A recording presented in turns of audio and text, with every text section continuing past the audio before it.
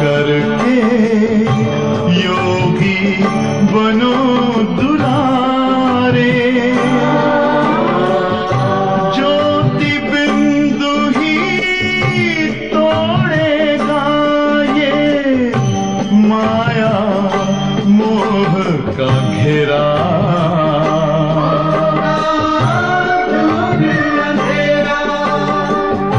अंतर मन में ज्योति जगा लो, होगा दूर अंधेरा।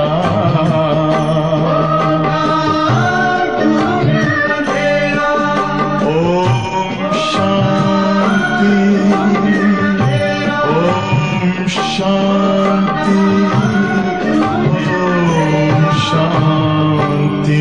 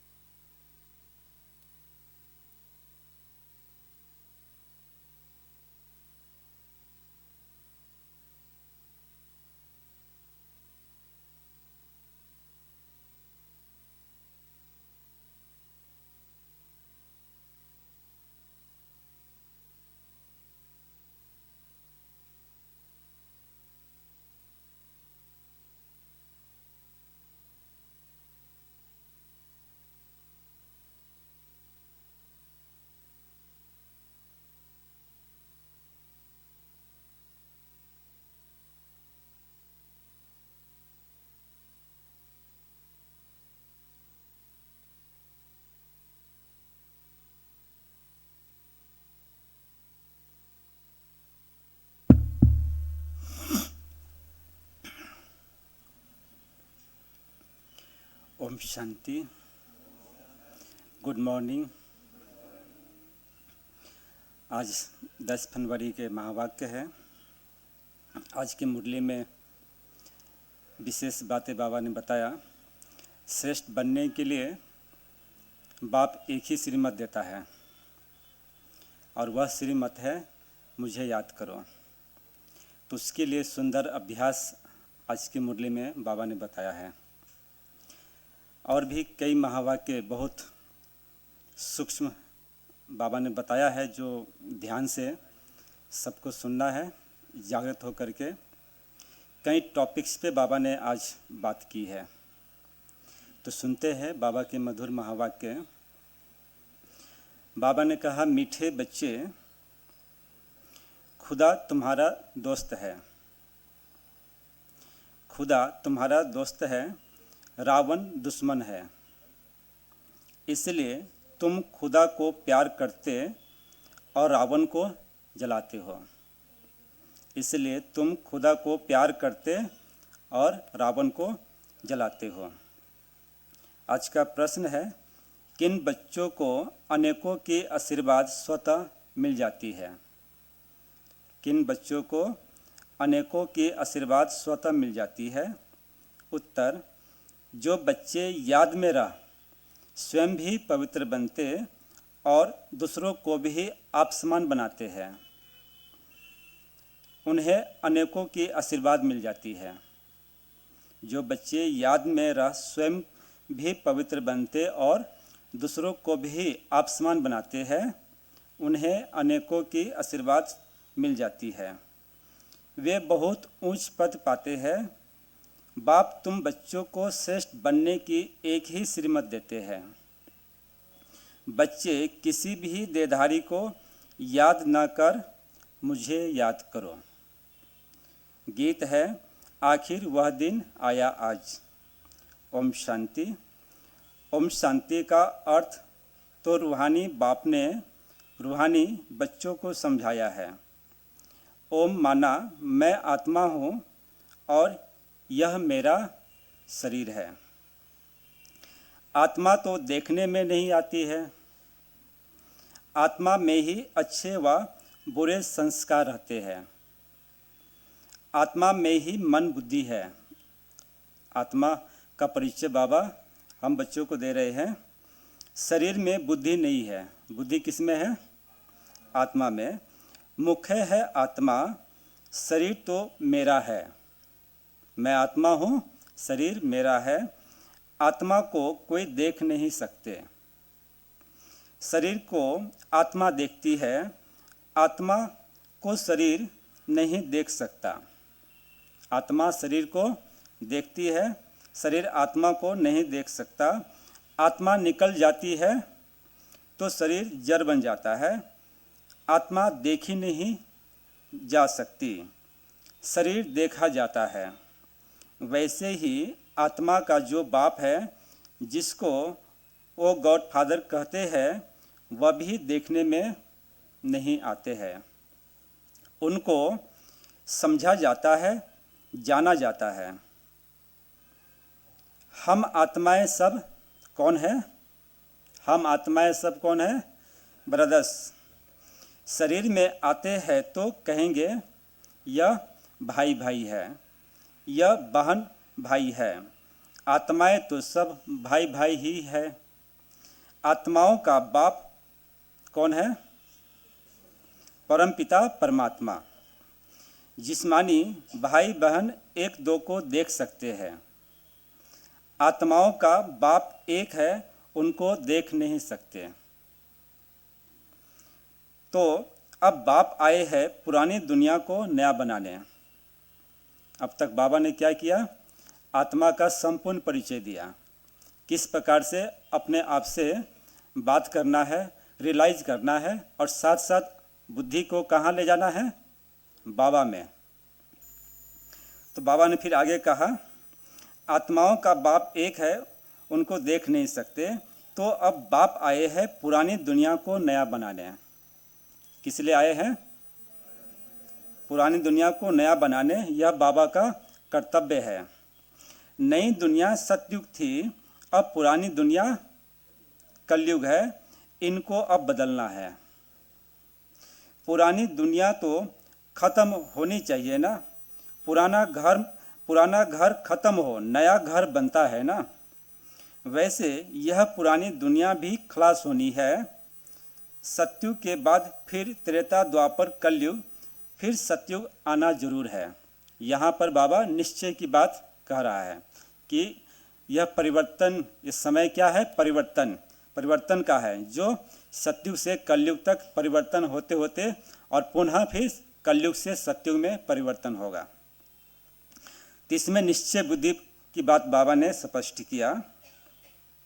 सतयुग के बाद फिर त्रेता द्वापर कलयुग, फिर सतयुग आना जरूर है। वर्ल्ड की हिस्ट्री ज्योग्राफी रिपीट होनी है। सतयुग में होता है देवी देवताओं का राज्य, सूर्यवंशी और चंद्रवंशी उनको कहा जाता है।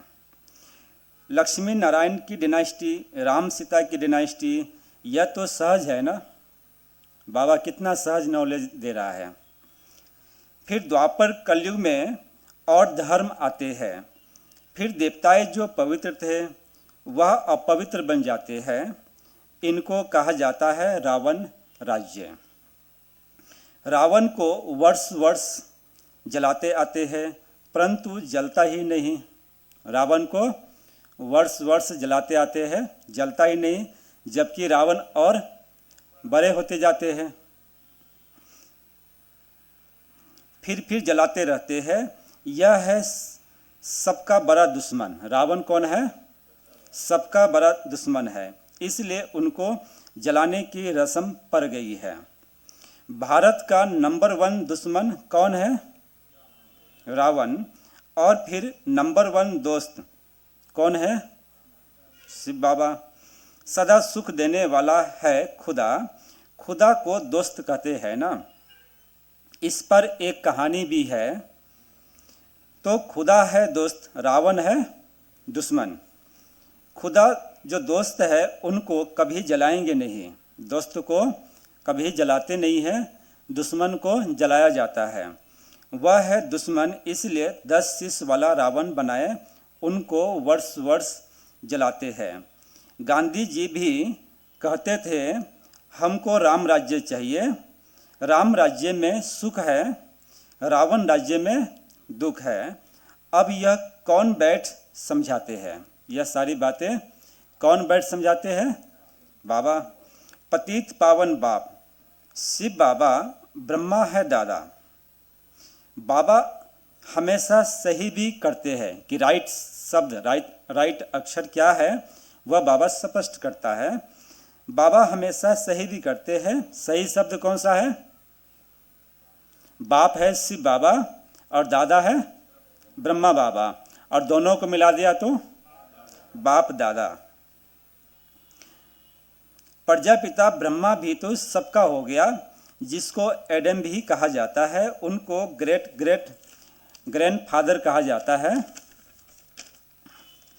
मनुष्य सृष्टि में प्रजापिता हुआ। प्रजापिता ब्रह्मा द्वारा ब्राह्मण रचे जाते हैं, फिर ब्राह्मण से देवता बनते हैं, देवताएं फिर क्षत्रिय, वैसे शूद्र बन जाते हैं। इनको कहा जाता है प्रजापिता ब्रह्मा। मनुष्य सृष्टि का बड़ा। प्रजापिता ब्रह्मा के कितने ढेर बच्चे हैं? प्रजापिता ब्रह्मा के कितने ढेर बच्चे हैं? बाबा बाबा कहते रहते हैं, अनगिनत बच्चे हैं और सभी बाबा बाबा कहते रहते हैं। यह है साकार बाबा। ब्रह्मा बाबा साकार में है, शिव बाबा है निराकार बाबा। गाया भी जाता है प्रजापिता ब्रह्मा द्वारा नई मनुष्य सृष्टि रचते हैं। कौन रचते हैं? शिव बाबा। अब तुम्हारी यह पुरानी खाल है, यह है ही पतित दुनिया रावण राज्य। अब रावण की आसुरी दुनिया खत्म हो जाएगी, उसके लिए ही यह महाभारत लड़ाई है। फिर सत्यु में इस रावण दुश्मन को कोई जलाएंगे ही नहीं। अभी रावण को जला देंगे तो फिर सत्यु में जलाने की रस्म नहीं रहेगी। रावण होगा ही नहीं। रावण ने ही दुख की दुनिया बनाई है। ऐसे नहीं जिनके पास पैसे बहुत है। आज के समय में जिनके पास पैसे बहुत है, बड़े बड़े महल है, वह स्वर्ग में है। स्वर्ग में है। जिनके पास पैसे बहुत है, बड़े बड़े महल है, वह स्वर्ग में है। बाबा समझाते हैं भल किसके पास करोड़ है, परंतु यह तो सब मिट्टी में मिल जाने वाले हैं। आज है कल नहीं है। राव से रंग कब बन जाते हैं पता लगता है। अभी इस वर्ष बारिश हुई उधर पंजाब तरफ, कितने गांव दह गए है ना, और कितने जन और मानस की हानि हुई, वो सब आप सबने न्यूज़ सुना होगा। तो कब किसके साथ किस प्रकार की घटना घटती है मालूम है कुछ? तो इसलिए बाबा ने कहा कि जो भी इन आँखों से दिखाई देता है सब क्या है? विनाशी है। आज है नहीं है। तो बाबा ने कहा नई दुनिया में फिर नई खानियाँ निकलती है। यहाँ जो कुछ भी दिख रहा है सब मिट्टी में मिल जाएगा, और नई दुनिया में फिर नई खानियाँ निकलती है, जिससे नई दुनिया के महल आदि सारे बनाए जाते हैं। यह पुरानी दुनिया अब खत्म होनी है। ये भी निश्चय की बात है कि अपने आप में इन बातों पर कितना हम निश्चय बुद्धि बन करके जीवन, ये ब्राह्मण जीवन जी रहे हैं। मनुष्य भक्ति करते ही है।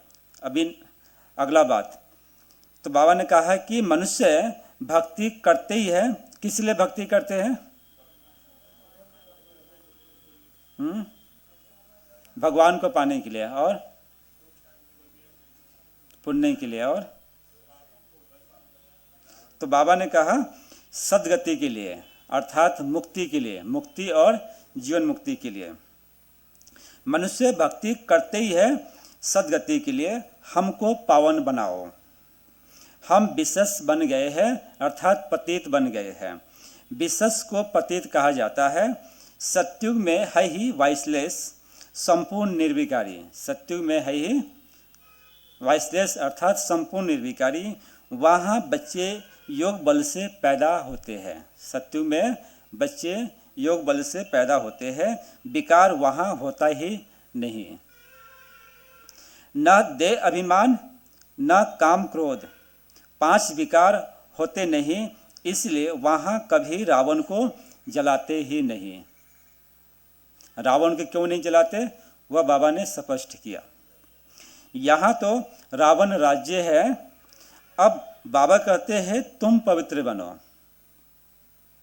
यह पतित दुनिया खत्म होनी है। जो श्रीमत पर पवित्र रहते हैं वही बाप की मत पर चल विश्व की बादशाही का वर्षा पाते हैं। क्या कहा बाबा ने? विश्व की बादशाही का वर्षा पाते हैं। इन लक्ष्मी नारायण का राज्य था ना, अभी तो रावण राज्य है जो खत्म होना है। सतयुगी राम राज्य स्थापन होना है। रावण राज्य खत्म होना है, सतयुगी राम राज्य स्थापन होना है। सतयुग में बहुत थोड़े मनुष्य रहते हैं, कैपिटल दिल्ली ही रहती है जहाँ लक्ष्मी नारायण का राज्य होता है। दिल्ली सतयुग में परिस्थान थी, दिल्ली ही गद्दी थी। रावण राज्य में भी दिल्ली कैपिटल है, अभी भी दिल्ली कैपिटल है और सतयुग में भी दिल्ली कैपिटल होगी। राम राज्य में भी दिल्ली कैपिटल रहती है, परंतु राम राज्य में तो हीरो जवाहरातों के महल थे और अभी पत्थर और कंकर। अभी किसका माल है? अथाह सुख था। बाबा ने कहा वहाँ पर सतयुग में अथाह सुख था। अभी बाबा कहते हैं तुमने विश्व का राज्य गंवाया है, मैं फिर तुमको देता हूँ। बाबा ने कहा तुम बच्चों ने विश्व का राज्य गंवाया है, अभी मैं तुमको देता हूँ, तुम मेरी श्रीमत पर चलो, है ना। और किसी चाहे रावण के मत या मनुष्य के मत पर नहीं चलना है, बाप के मत पर चलना है। श्रेष्ठ बनना है तो सिर्फ मुझे याद करो और किसी देधारी को याद न करो। इसमें किसी भी बातों के से कोई समझौता नहीं है। बात बाबा ने क्लियर कहा कि मेरी मत पर चलो और किसी के मत पर, किसी भी देधारी के मत पर नहीं चलो। विश्व की बादशाही लेनी है तो या श्रेष्ठ बनना है तो अपने को आत्मा समझ। अभ्यास क्या बता रहे बाबा? अपने को आत्मा समझ मुझ बाप को याद करो तो तमो प्रधान से सतो प्रधान बन जाएंगे। ये मुख्य पुरुषार्थ है। अपने को आत्मा समझकर मुझ बाप को याद करो तो तमो प्रधान से सतो प्रधान बन जाएंगे। तुम मेरे पास चले आएंगे, मेरे गले की माला बनकर फिर विष्णु की माला बन जाएंगे। कितना सहज बात है। यह मुख्य शिक्षा है। माला में ऊपर में मैं हूँ, फिर दो है ब्रह्मा सरस्वती। वही सत्यु के महाराजा महारानी बनते हैं। उन्हों की फिर सारी माला है जो नंबरवार गद्दी पर बैठते हैं। मैं इस भारत को इन ब्रह्मा सरस्वती और ब्राह्मणों के द्वारा स्वर्ग बनाता हूँ। क्या कहा बाबा ने? मैं इस भारत को इन ब्रह्मा सरस्वती और ब्राह्मणों द्वारा स्वर्ग बनाता हूँ। जो मेहनत करते हैं उन्हों के ही फिर यादगार बनते हैं। श्रीमत पर चलने की जो मेहनत करते हैं, बाप को याद करने की जो मेहनत करते हैं, उन्हों के ही यादगार बनते हैं। वह है रुद्र माला और वह है विष्णु की माला। रुद्र माला है आत्माओं की और विष्णु की माला है मनुष्य की। आत्माओं के रहने का स्थान वह निराकारी परमधाम है जिसको ब्रह्मांड भी कहते हैं। आत्मा कोई अंडे मिसल नहीं है। रहस्य की बात बाबा ने कहा, आत्मा कोई अंडे मिसल नहीं है। आत्मा फिर क्या है? आत्मा तो बिंदी मिसल है। आत्मा अति सूक्ष्म ज्योति बिंदु है। हम सब आत्माएं वहाँ स्वीट होम में रहने वाली है। बाप के साथ हम आत्माएं रहती है, वह है मुक्ति धाम। मनुष्य सब चाहते हैं मुक्ति धाम में जाए, परंतु वापिस कोई एक भी जा नहीं सकते। मनुष्य सब चाहते हैं मुक्ति धाम जाए, लेकिन कोई भी जा नहीं सकते। सबको पाठ में आना ही है। तब तक बाप तुमको तैयार कराते रहते हैं। जब तक परमधाम से सभी आत्माएं यहाँ पर ना आ जाए, तब तक बाबा हम बच्चों से पुरुषार्थ करा रहे हैं, तैयार कर रहे हैं। तुम तैयार हो जाएंगे तो फिर जो भी आत्माएं हैं वह सब आ जाएगी, फिर खलास। परमधाम खाली होगी और हम तैयार हो जाएंगे, अर्थात श्रेष्ठ बन जाएंगे श्रीमत पर चलकर, और फिर अपने घर वापस चलेंगे बाबा के पास। तुम जाकर नई दुनिया में राज्य करेंगे, फिर नंबरवार चक्र चलेगा। गीत में सुनाना, क्या गीत था, क्या गीत था? आखिर वह दिन आया आज, 5000 वर्ष बाद जिसकी तलाश थी वह दिन आ गया। तुम जानते हो जो भारतवासी अब नरकवासी है वह फिर स्वर्गवासी बनेंगे। बाकी सब आत्माएं शांति धाम में चली जाएगी। समझाना बहुत थोड़ा है। क्या कहा बाबा ने? समझाना बहुत थोड़ा है, अल्फ बाबा बे बादशाही। लेकिन क्या करते हैं? भूल क्या हो जाती है? क्या भूल हो जाती है? क्या भूल हो जाती है? अभी जो बाबा ने शब्द बताया उसके अनुरूप बाबा ने क्या कहा? समझाना बहुत थोड़ा है, लेकिन भूल होती है, विस्तार में चले जाते हैं, बहुत समझाने की कोशिश करते हैं।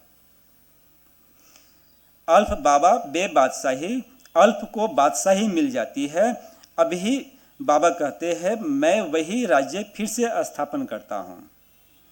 तुम 84 जन्म भोग अब पतित बन गए हो।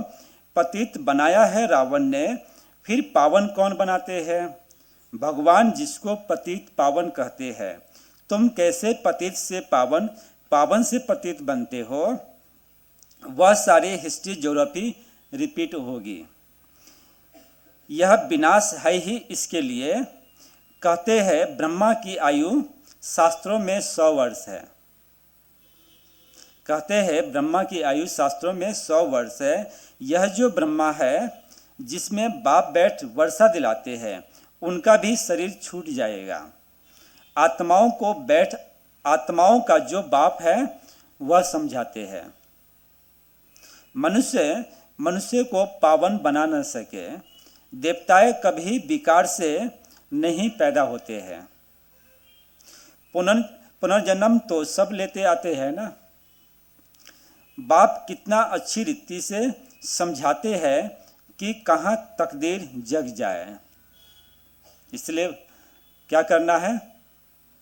थोड़े, बाबा ने कहा थोड़ा ही समझाना है, और थोड़ा में जो मुख्य बात है, जो मूल बात है, अल्फ और बे, वह बातें समझा करके निश्चय बुद्धि बनाना है। तो मेहनत भी कम लगेगी और उनका कल्याण भी हो जाएगा, उनकी तकदीर जग जाएगी। क्योंकि बाबा से कनेक्शन जुड़ा दिया ना, बाबा से कनेक्शन जुड़ेगी, निश्चय बुद्धि बनेंगे, तकदीर जग गई। बाबा आते ही है मनुष्य मात्र की तकदीर जगाने। सब पतित दुखी है, त्राही त्राही कर विनाश हो जाएंगे। इसलिए बाप कहते हैं त्राही त्राही करने के पहले मुझ बेहद के बाप से वर्षा ले लो।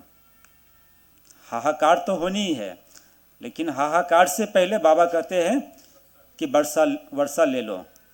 अगर अभी पुरुषार्थ नहीं किया तो ऐसा भी समय आएगा जो पुरुषार्थ करने का समय नहीं मिलेगा। अब देखो, अभी भी अचानक कोई भी आसपास घटनाएं घटती है, हलचल आदि होता है या अर्थक्वेक आती है, तो उसमें पुरुषार्थ होता है। शारीरिक कर्म भोग भी आ जाता है, तभी भी पुरुषार्थ नहीं होता है। या परिवार में भी कुछ बातें आ जाती है, उस समय पुरुषार्थ नहीं होता है। तो छोटी छोटी बातें भी कितनी प्रभावित करती है, जिसमें पुरुषार्थ नहीं होता है।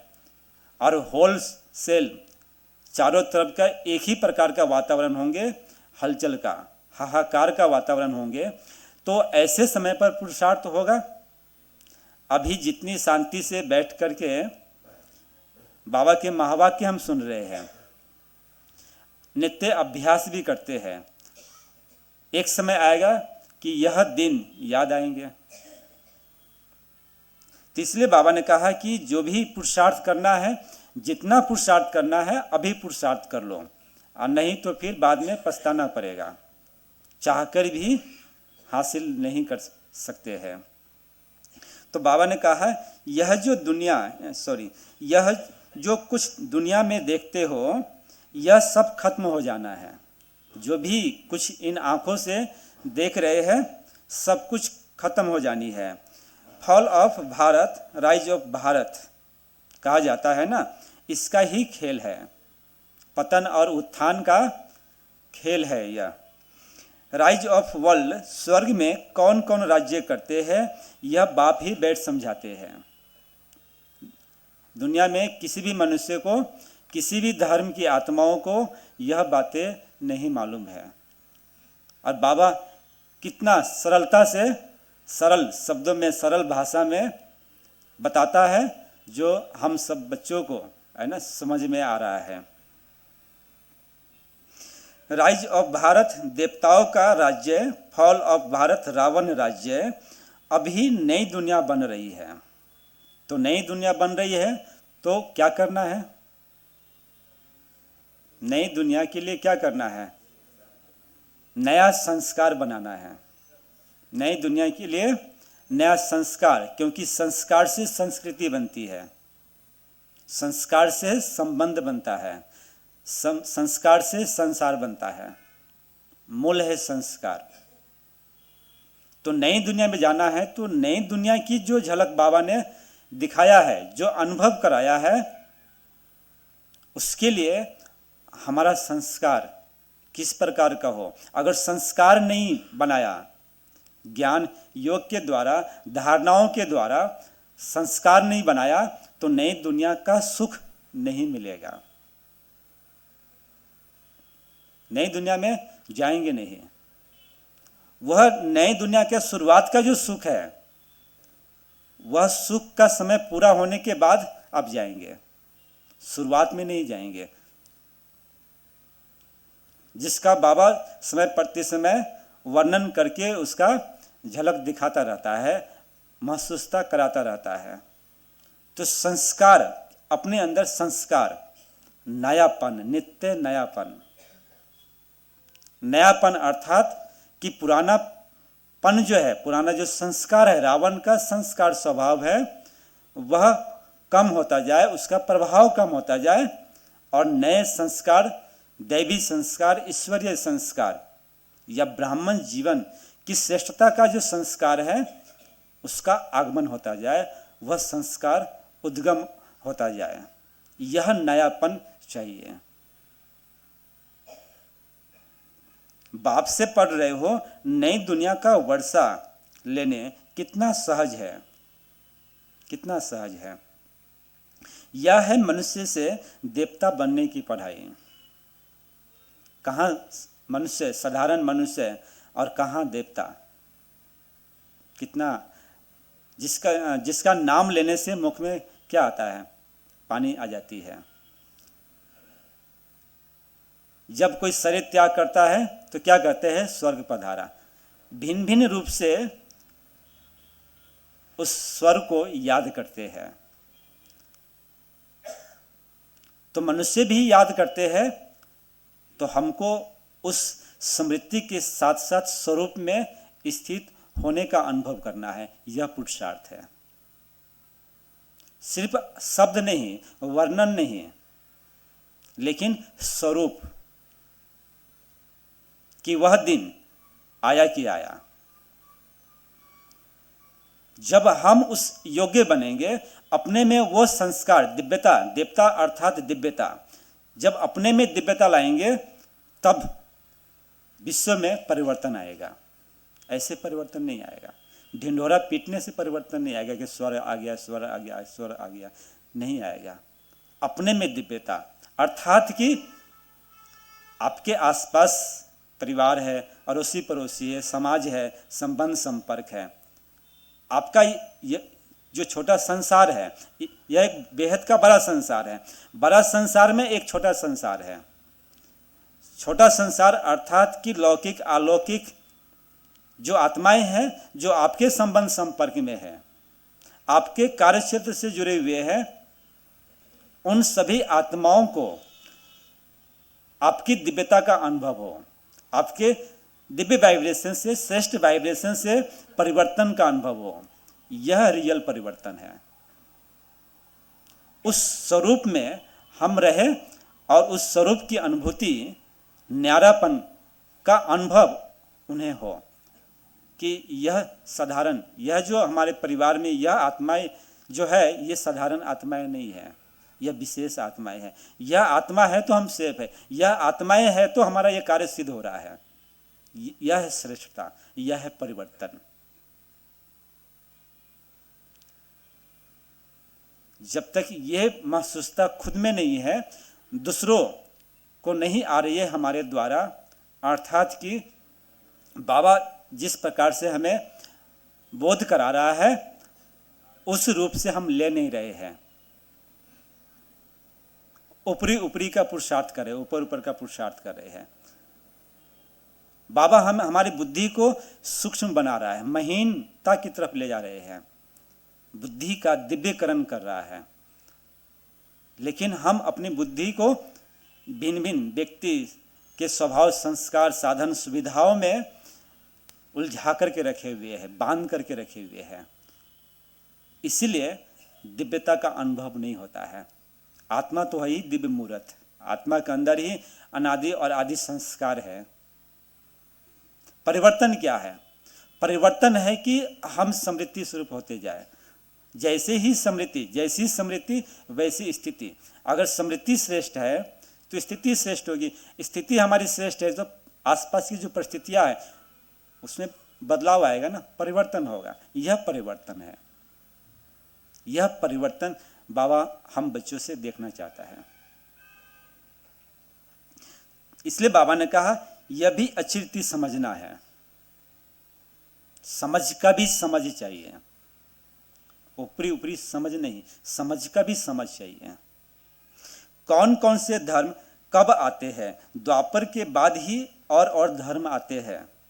पहले सुख भोगते हैं फिर दुख। यह सारा चक्र बुद्धि में बिठाना होता है, अर्थात चिंतन हमें करना है। बुद्धि में बिठाने के लिए चिंतन करना है, अर्थात जो द्वापर के बाद भी भिन्न भिन्न धर्म आए, धर्म पिता आए, उनके अनुयायी आए, अनेक संप्रदाय की आत्माएं आए। उनकी फिलोसफी क्या है, उनकी मान्यताएं क्या है, वह सब ऐसे हमारी बुद्धि में हो और उन सबको बुद्धि में रख करके उन सब से पार जो इतिहास में नहीं है, उससे पार स्वर्णिम दुनिया, वहाँ की फिलोसफी, वहाँ का टोटल सब कुछ, उसके बारे में चिंतन। जब तक चिंतन यथार्थ नहीं होगा, बुद्धि डिवाइन नहीं बनेगी, बुद्धि रिफाइन नहीं होगी। बाबा ने कहा जिससे तुम चक्रवर्ती महाराजा महारानी बनते हो, चक्रवर्ती महाराजा महारानी बनते हो।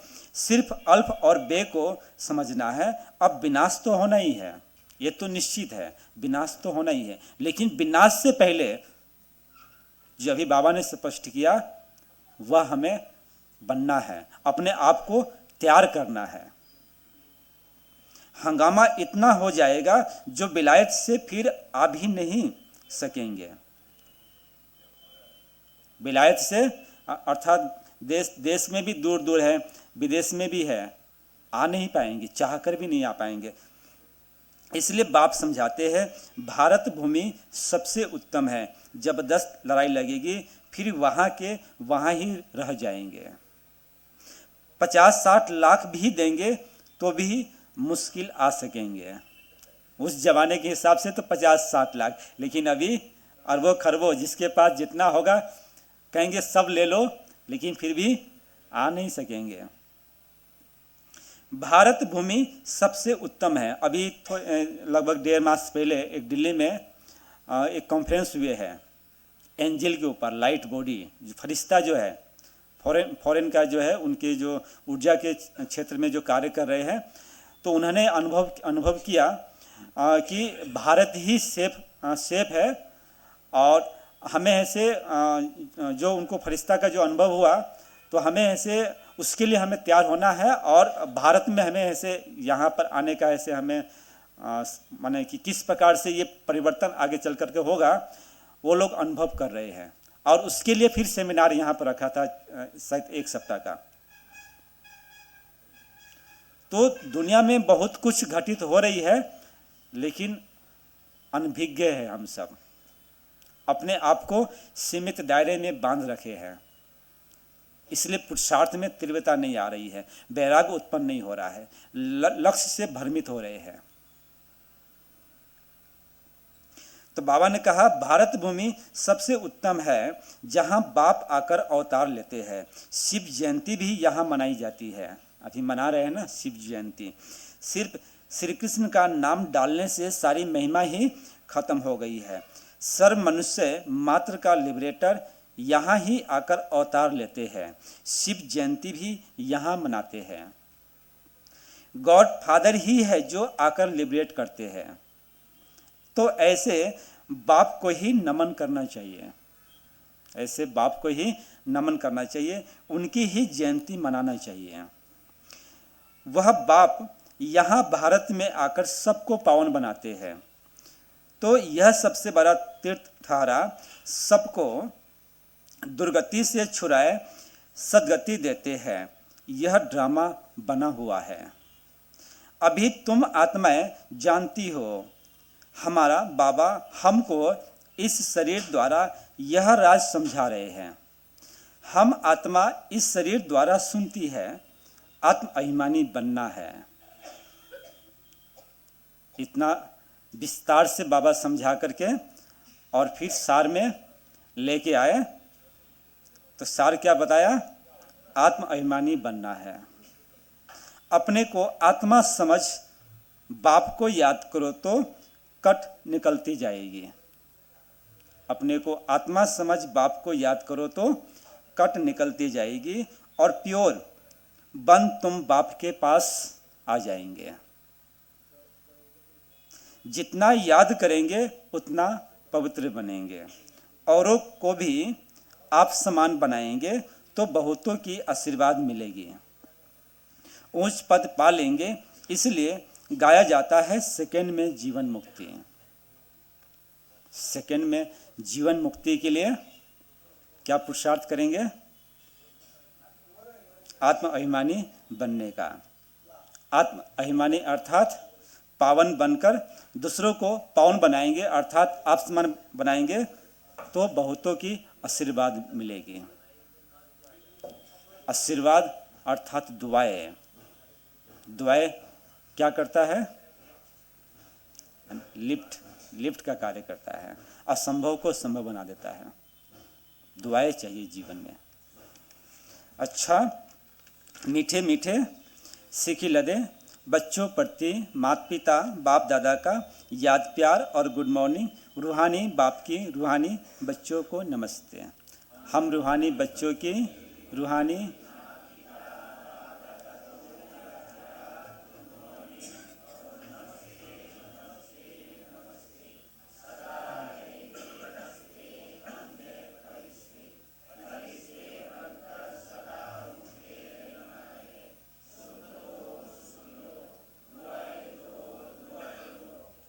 ओम शांति। धारणा के लिए मुख्य सार। पहला है श्रीमत पर पवित्र बन। श्रीमत पर पवित्र बन, हर कदम बाप की मत पर चल, विश्व की बादशाही लेनी है। श्रीमत पर पवित्र बन, हर कदम बाप की मत पर चल, विश्व की बादशाही लेनी है। बाप के समान दुख हरता सुख करता बनना है। बाप के समान दुख हरता सुख करता बनना है। दूसरा जी,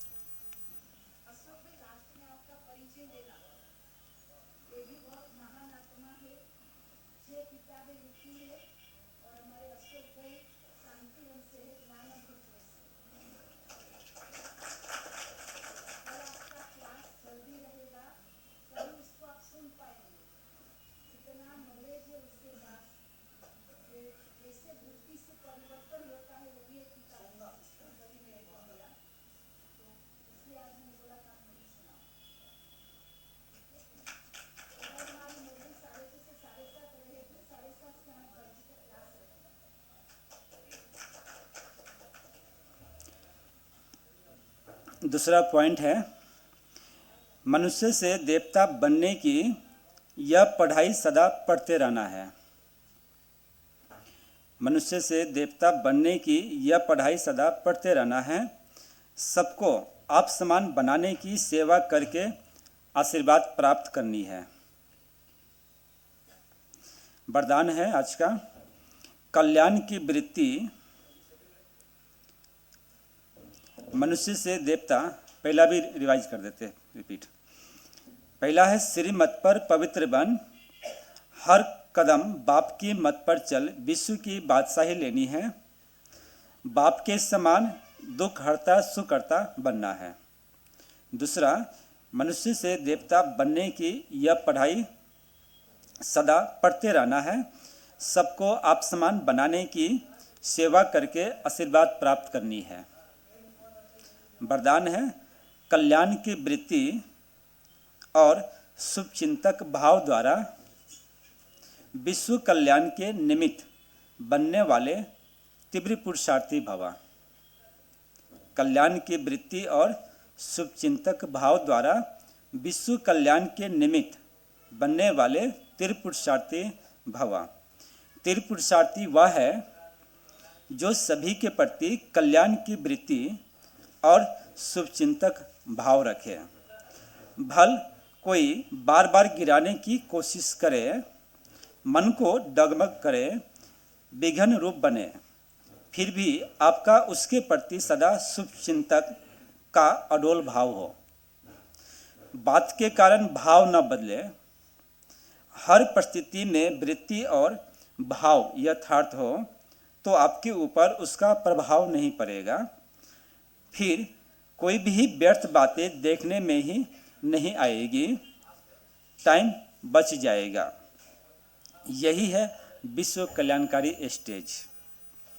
स्लोगन, संतुष्टता जीवन का श्रृंगार है, इसलिए संतुष्ट मनी बन, संतुष्ट रहो और सर्व को संतुष्ट करो। आज का अव्यक्त इशारा और इस मास का जो टॉपिक्स है, एकता और विश्वास की विशेषता द्वारा सफलता संपन्न बनो।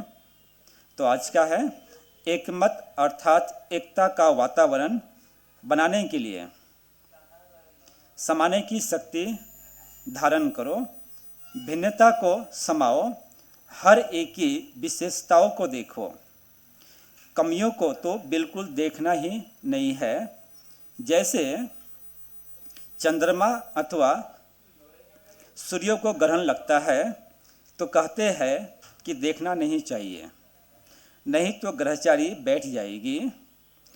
तो किसकी कमी भी ग्रहण है, माने किसी की कमी भी ग्रहण करते हो अर्थात देखते हो तो क्या होता है, ग्रहचारी लग जाती है। तो बाबा ने कहा उसे कभी नहीं देखो, किसी की कमी कमजोरी कभी नहीं देखो। अच्छा, ओम शांति। सार सुना देते हैं। मीठे बच्चे, खुदा तुम्हारा दोस्त है, रावण दुश्मन है, इसलिए तुम खुदा को प्यार करते और रावण को जलाते हो। प्रश्न है, किन बच्चों को अनेकों की आशीर्वाद स्वतः मिलती जाती है? उत्तर, जो बच्चे याद में रह स्वयं भी पवित्र बनते और दूसरों को भी आप समान बनाते हैं, उन्हें अनेकों की आशीर्वाद मिल जाती है, वे बहुत ऊंच पद पाते हैं। बाप तुम बच्चों को श्रेष्ठ बनने की एक ही श्रीमत देते हैं, बच्चे किसी भी देधारी को याद न कर मुझे याद करो। गीत है, आखिर वह दिन आया आज। ओम शांति। तो कितना समय आपके पास अभी है, कितना समय देंगे आप?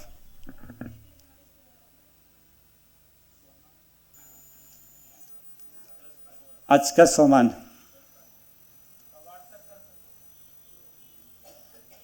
मैं एकता का वातावरण बनाने वाली हूँ, मैं एकता का वातावरण बनाने वाली हूँ, ये आज का सोमान है। शरीर का नाम बीके अशोक भाई, मधुबन में 21 वर्षों से ज्ञान अमृत प्रिंटिंग प्रेस में सेवाएं दे रहे हैं और कई पोस्टर्स बनाने के निमित्त बाबा ने बनाया है। जैसे मुरली की विशेषताएं 2011 में यह पोस्टर बनाया था। 2013 में अमृत वेला सफल करो तो जीवन सफल हो जाएगा, अमृत वेले की विशेषताएं, संकल्प से सिद्धि, इस प्रकार के कई पोस्टर्स बनाए थे। उस समय पोस्टर ज़्यादा चलता था। उसके बाद 2016 में पहला बुक्स बनाया था जो स्पार्क में रखा था। आप में से कई पढ़े भी होंगे, उसका लाभ भी उठाया होगा, राजयोग और संकल्प शक्ति का प्रयोग। फिर 2017 में एक बुक बनाया, हर परिस्थिति में श्रेष्ठ स्थिति का बैलेंस, ये भी स्पार्क में रखा गया था। फिर उसके बाद 2006 से लेकर 13 वर्षों तक भोजन और पानी के ऊपर गहन शोध किया। तो शोध करने के बाद फिर ये विचार आया था कि भोजन के ऊपर भी एक बुक होनी चाहिए, क्योंकि अब तक भोजन के ऊपर कोई भी, भोजन अर्थात धारणा के ऊपर कोई भी बुक नहीं बनी थी।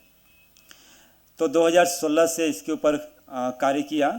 तो 2021 में 17 से लेके 21 तक 4 साल में एक बुक तैयार हुआ, ब्रह्मा भोजन, जिसका पूरा नाम है राजयोगी जीवन की आधारशिला ब्रह्मा भोजन। आप में से कौन कौन पढ़ा है? कुछ जाने न पढ़े हैं। तो जिन्होंने पढ़ा है तो अनुभव तो किया ही होगा। तो उसके बाद फिर ऐसे उन गुणों के ऊपर एक बुक लिखा, रूहानी गुणों की खुशबू, जो भी आप में से कई ने पढ़ा होगा। फिर डिमांड सामने से आया साहित्य विभाग से, रूहानी गुण आपने पढ़ा है। उसके बाद फिर साहित्य विभाग से ही डिमांड आया कि सोमान का बुक्स मांगते हैं, तो संपूर्णता की सोमान वाला एक छोटी बुक, तो वह बुक ऐसे तैयार किया। तो इस प्रकार से चलता रहा। और 2007 से वृत्ति के ऊपर, वृत्ति क्या है इसके ऊपर शोध करते आ रहे थे। यह प्रेरणाएं दादी प्रकाश मणि जी जब अव्यक्त हुए थे 2007 में, और अव्यक्त होने के बाद पहली बार 13वां दिन 12वां दिन पे जो भोग लगा और उसमें दादी का अवतरण हुआ, तो उस दौरान निर्भय भाई साहब ने दादी जी को कहा कि इतने सारे आपकी रचना आई है, आपकी पालना में पली हुई, तो आप कुछ सुनाओ, और ऐसा सुनाओ जिसमें सौ पुरुषार्थ और सेवा दोनों समाया हुआ हो। इस प्रकार से निर्भय भाई साहब ने दादी जी के सामने क्वेश्चंस रखा था। तो दादी जी ने थोड़े ही शब्दों में जो सुनाया, उसमें से बातें थी कि वृत्ति से वृत्तियों का परिवर्तन, और इसमें 100 पुरुषार्थ और सेवा दोनों समाया हुआ है। तो इस पर मेरा चिंतन चला, और हमारे सर्कल में जो भी मधुबन में जो भाई थे जिसके साथ थोड़ा सा ज्ञान का रूढ़िहान होता रहता था, तो उनके साथ बातचीत हुई, लेकिन मुझे संतुष्टा नहीं हुआ। तो लगभग 6 से 8 मास मुझे लगा जब इसके ऊपर हम गहराई से शोध किए, तो उसमें मुझे समझ में आया कि वृत्ति का कनेक्शन क्या है, कहाँ से इसका आरंभ हुआ है, वृत्ति क्या है, और उसका प्रेजेंट में हम किस प्रकार से अनुभव करते हैं, और हर एक को अनुभव होता है। तो उस समय से यह वृत्ति जो है उसके ऊपर शोध जारी रहा, और पूरे ही जितने अव्यक्त मुरली है 1969 से 2017 तक पूरा ही मुरली भी स्टडी किया है, और भी बातें दुनिया में जो इसके बारे में है उसके ऊपर भी बुक्स भी पढ़ा है, तो उसके ऊपर अध्ययन किया है। और 2023 से इसके ऊपर कार्य हम कर रहे हैं। तो 2 साल स्पार्क के अंतर्गत कई स्थानों पर, जैसे बम्बे, गोवा, झारखंड, है ना, ऐसे विजयवाड़ा, तो अनेक स्थानों पर, लगभग 8 स्थानों पर मैंने 1 साल के अंदर प्रोग्राम किए। और उसके बाद फिर ऐसे स्पार्क के अपने नियम है कि कोई भी टॉपिक्स जो लेते हैं 1 से 2 साल तक चलाते हैं, बाकी फिर अपना व्यक्तिगत कर सकते हैं। तो उन्होंने कहा कि आपको करना है तो फिर इस पर आप अपने रूप से करो। तो फिर मैंने ऐसे फिर, क्योंकि ये अंतिम समय का ये पुरुषार्थ है, अंतिम समय का सेवाओं का स्वरूप है, और जो मेरा बुक्स लिखने का 2022 से चल रहा था वो कंप्लीट नहीं हुआ था, तो हम इसको बंद तो नहीं कर सकते हैं। तो इसके ऊपर चालू रहा और अभी लेटेस्ट ही बुक इसके ऊपर तैयार किया है जो अभी साहित्य विभाग में नहीं गया है, जीवन में वृत्ति परिवर्तन का महत्व, जिसमें देखने में आया है कि यहाँ ब्राह्मण परिवार के बीच भी और दुनिया में भी वृत्ति क्या है वो क्लियर नहीं है। चाहे ज्ञान में 50-60 साल भी हो गए हैं तब भी वृत्ति क्लियर नहीं है। तो गहन अध्ययन के बाद जो है उसका पूरा कंसेप्ट इस बुक्स के अंदर है। तो अपना जो मेरा खुद का जो अनुभव है अभी तक के अध्ययन में, जिसमें बाबा ने एक मुरली में कहा है 24 फरवरी 2002 के अगर मुरली आप पढ़ेंगे तो उसमें बाबा ने कहा कि वृत्ति मूल है, बीज है ना। तो जो कुछ भी घटित हो रहा है वह वृत्ति से घटित हो रहा है। तो मेरा अनुभव यह है कि सुबह से शाम तक जो घटनाएं घटित हो रही है, अच्छे और बुरे, प्रिय अप्रिय, जो भी घटनाएं घटित हो रही है, जो अभी हमारे नियंत्रण में नहीं है। इस बात को तो मानते हैं ना। अचानक कोई भी बातें आती है तो वह माने आपके नियंत्रण में नहीं है, आप उससे प्रभावित होते हैं। लेकिन अगर जो यहाँ पर इसके अंतर्गत बाबा ने जो विधि हमें दी है, इस विधि को प्रयोग में लाने से यह संभव है कि सुबह से शाम तक जो घटनाएं घटित हो रही है उन घटनाओं को आप नियंत्रित कर सकते हैं। आप जो चाहेंगे वही घटनाएं निर्मित होगी। अब पास्ट के जो कर्म का जो प्रारब्ध है उससे अपना बचाव भी कर सकते हैं। ये सब कुछ संभव है। माने पूरे यज्ञ में अगर एक बात का अगर विश्लेषण किया जाए और वह बात है कि आप अपने आप से या किसी और से, चाहे जो अभी प्रेजेंट में जो यज्ञ के महारथी भी हैं, कोई भी, आप उनसे एक प्रश्न आप पूछ सकते हैं कि माने आज के डेट में कोई भी यह नहीं कहेंगे कि यह विधि अपनाओ, इस विधि से पुरुषार्थ करो तो निश्चित रूप से इतने समय के अंदर आपको यह प्राप्ति होगी। ऐसा कोई बोल सकता है?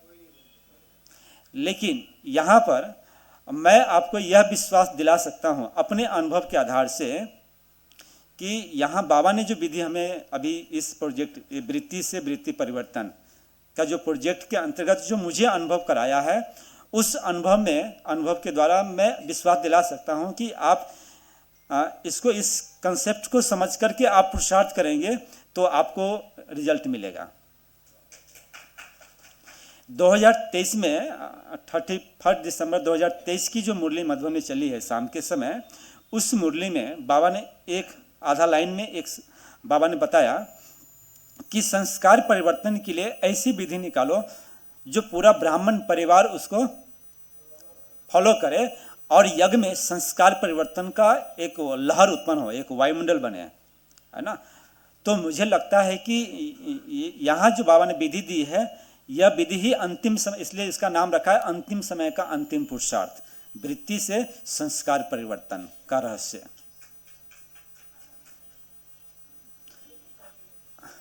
जी 2-4 बुक्स मेरे पास है, वो हम दे देंगे, आप में से लेकर के पुरुषार्थ कर सकते हैं। बाकी मधुबन आप आएंगे, आप में से कोई भी आएंगे तो वहाँ से मंगा सकते हैं, ज्ञानामृत भवन से मंगा सकते। 20 छोटी बुक है, 20 रुपीज़ का, अपने प्रेस में, बाबा के प्रेस में प्रिंट हुआ है। यही बुक्स बाहर में प्रिंट होता है तो आप जानते हैं कितनी महंगी होती है।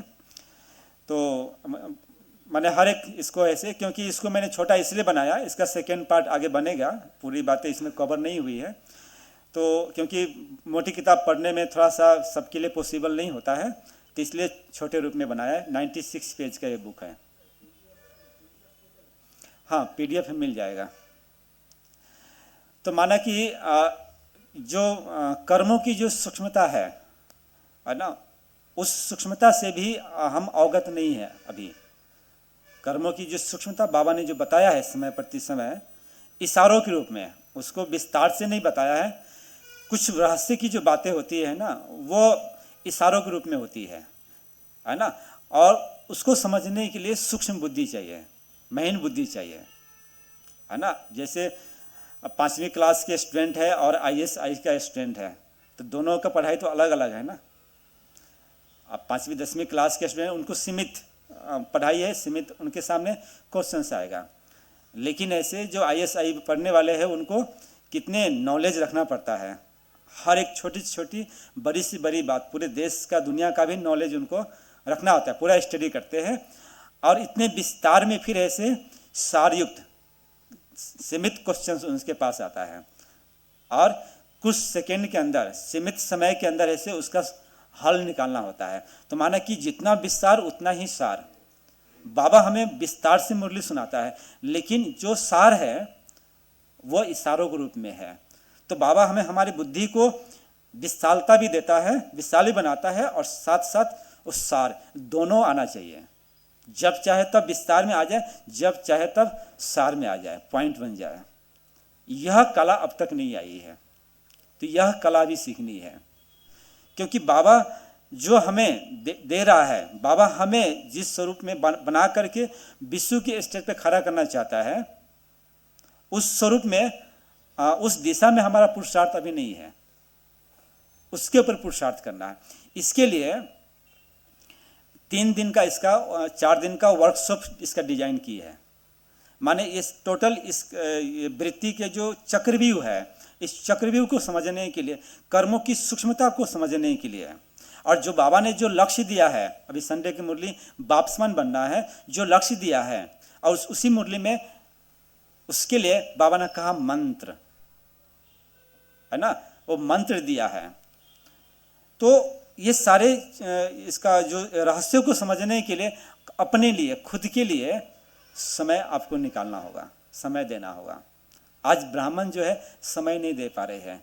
लौकिकता में समय अधिक दे रहे हैं, लेकिन खुद के लिए समय नहीं दे। लौकिकता में भी, लौकिक में भी जो भी आपके कार्य क्षेत्र है, परिवार है, उनमें भी सफलता प्राप्त करनी है, तो उसका भी आधार ये है।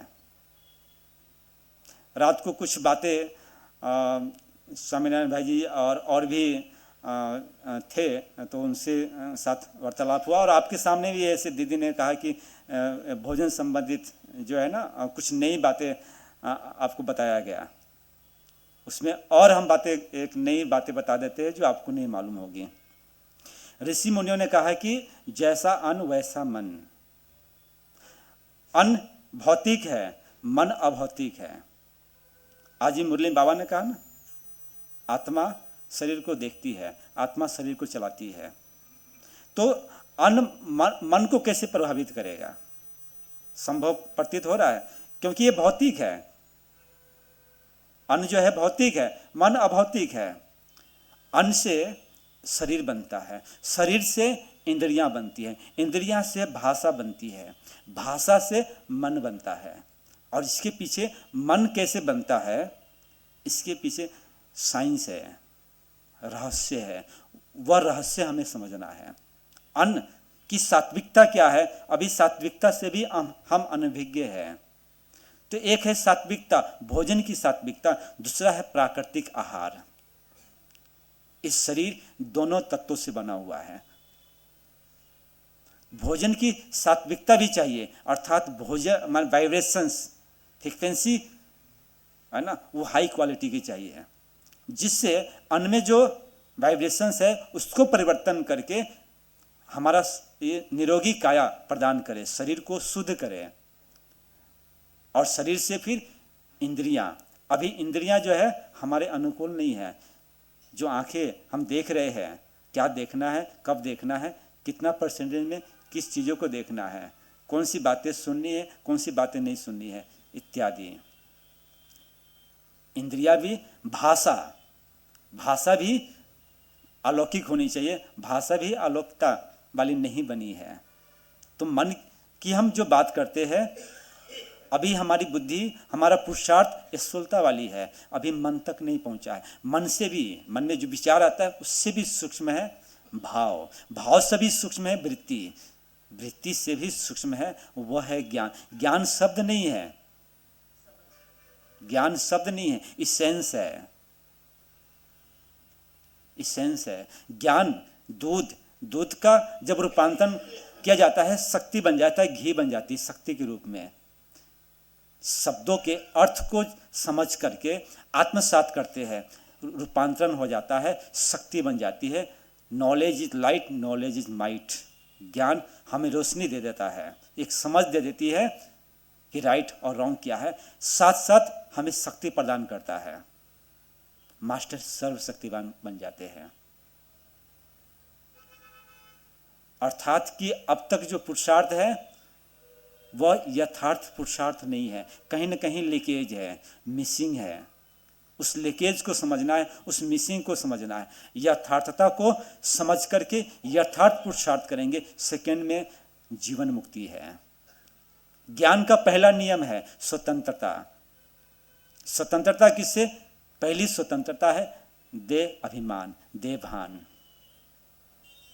देह भान से स्वतंत्र नहीं हुए हैं। जब स्वतंत्र होते हैं विनम्र बनते हैं।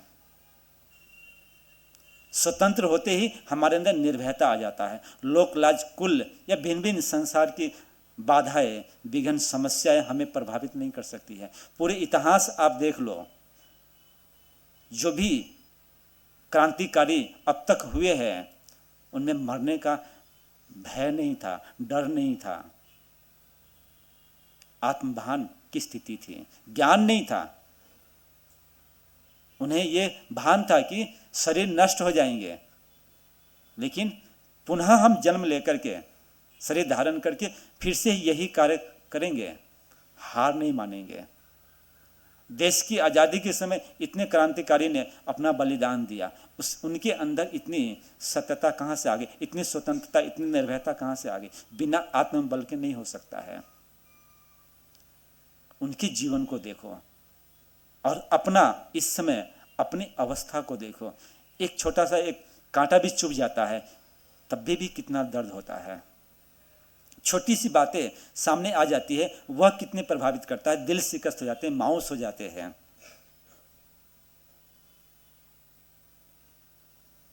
ईश्वरीय ज्ञान का 1% भी असर नहीं हो रहा है, क्योंकि बुद्धि बंद है। बुद्धि बंद है। बोतल है, इसमें ढक्कन लगी हुई है, पानी डाल रहे हैं, क्या जाएगी? बंद है, अंदर पानी है, उसको बाहर निकाल सकते हैं, निकलेगी? जो कमी कमजोरियां हैं उसको भी बाहर निकाल नहीं सकते हैं, या बाहर से भी जो हमें डालना है डाल नहीं सकते हैं। बुद्धि का ताला लॉक है, पहले ताला हमें खोलना है। रियलाइजेशन, महसूसता की शक्ति, परिवर्तन का आधार है महसूसता की शक्ति। वो महसूसता, जो महसूसता बाबा हमें कराना चाह रहा है, वह महसूसता अब तक नहीं की है। और महसूसता बिना समझ के महसूसता नहीं होती है। वो समझ की कमी है, अभी वो डेवलप नहीं हुई है। अज्ञान की स्थिति है।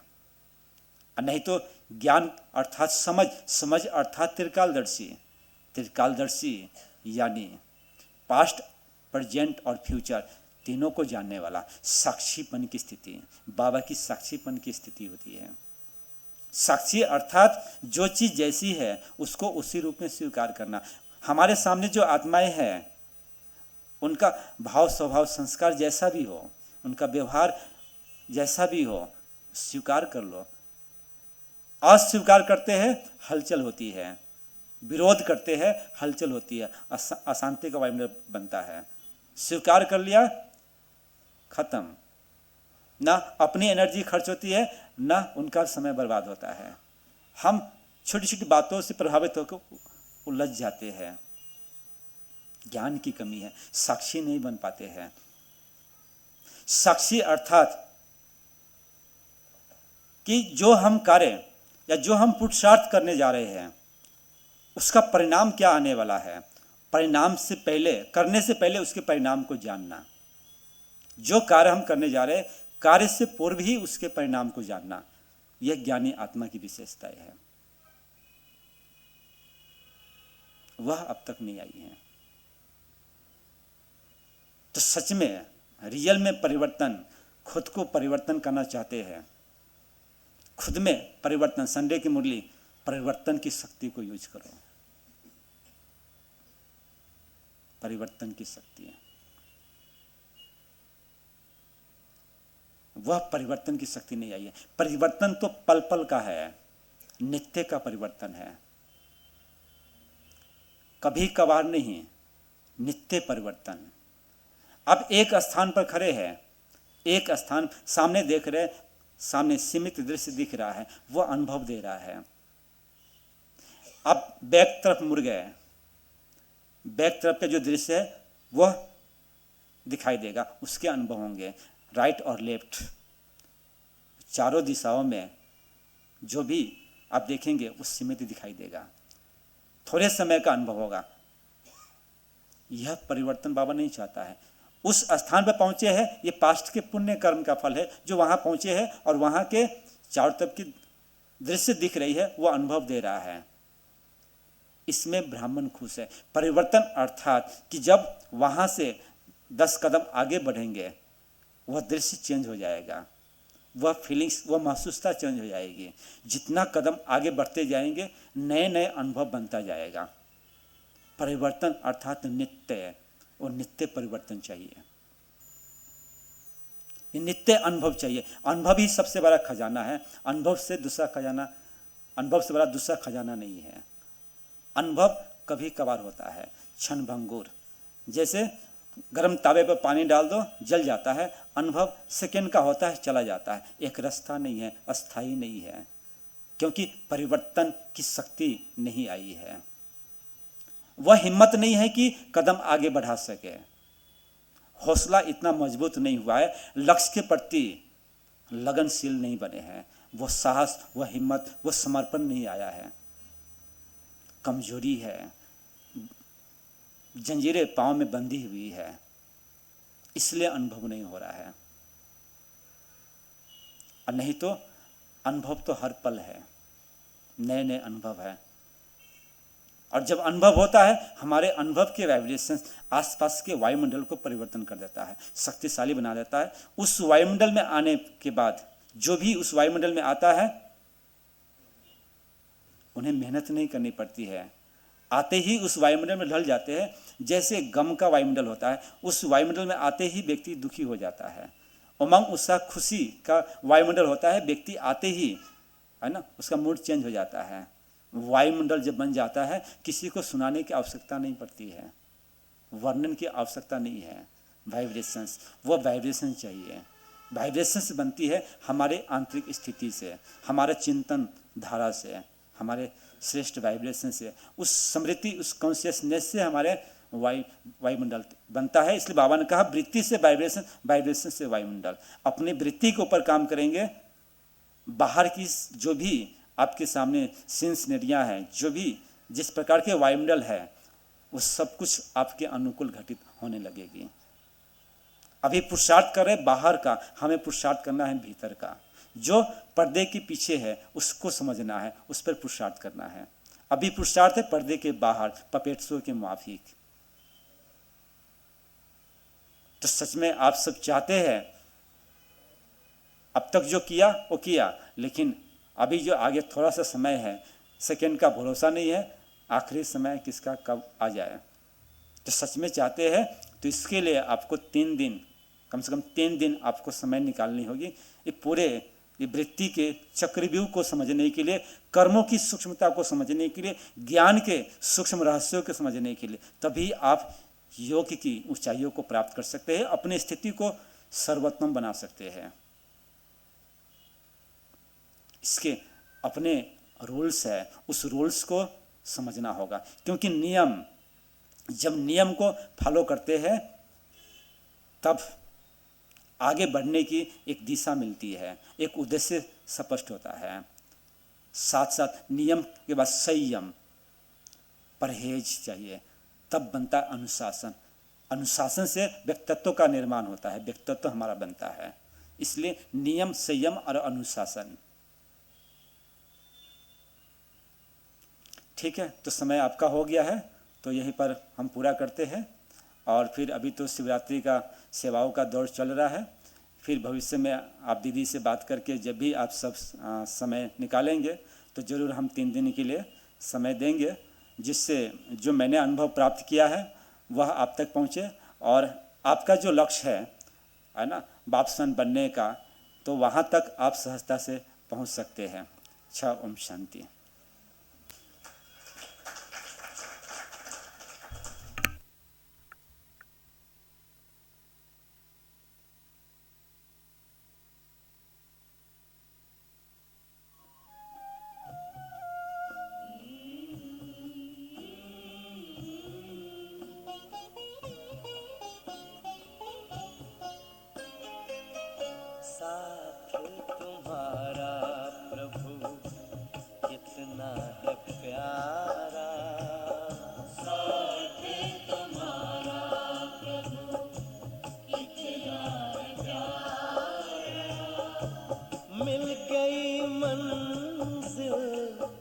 मिल गया किनारा, मिल गया किनारा, साथ तुम्हारा प्रभु कितना है प्यारा, साथ तुम्हारा प्रभु।